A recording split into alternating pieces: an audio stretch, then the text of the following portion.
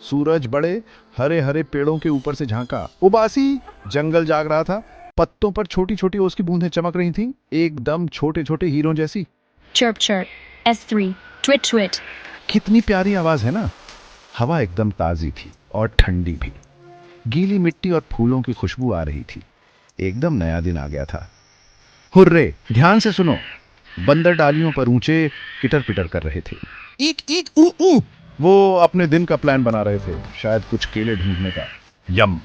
कीड़े मकोड़े चमकीले फूलों के आसपास भिनभिना रहे थे। बुश।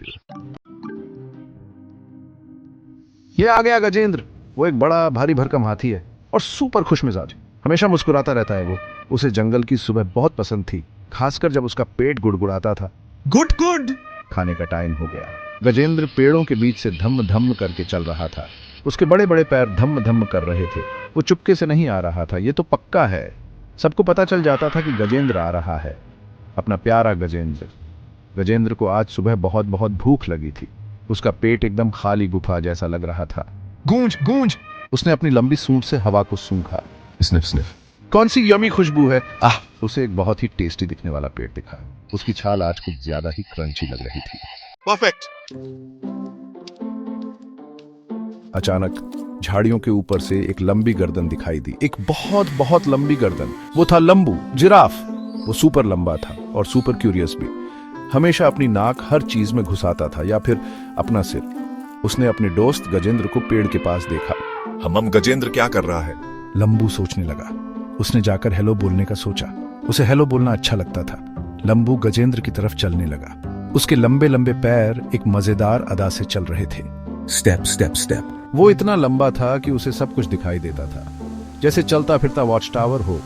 वो जिराफ वाली एक छोटी सी धुन गुनगुना रहा था। Do D do. ये एक खुशगवार खिली खिली सुबह थी। दोस्त के साथ बातें करने के लिए परफेक्ट, और शायद ब्रेकफास्ट की कहानियां शेयर करने के लिए। लंबू कहानी सुनने के लिए हमेशा तैयार रहता था। गजेंद्र लंबू को खाते हुए देख रहा था। उसने एक खुशी भरी गुड़गुड़ाहट निकाली जो हंसी जैसी लग रही थी। वाह लंबू, तुम कितने कितने लंबे हो। तुम तो सबसे ऊंचे वाले पत्ते तक पहुंच जाते हो, वो वाले जो बंदर भी नहीं तोड़ पाते। ये बात सच थी। लंबू तो जीती जागती सीढ़ी जैसा था। हमेशा ऊपर से सबसे बढ़िया स्नैक्स उसे ही मिलते थे। उसको छोटी सीढ़ी की कोई जरूरत नहीं थी। नहीं, लंबू ने नीचे गजेंद्र को देखा। बहुत बहुत नीचे। और तुम कितने बड़े और स्ट्रांग हो गजेंद्र। तुम चाहो तो छोटे छोटे पेड़ भी गिरा सकते हो, या नदी में जोरदार छपाक कर सकते हो।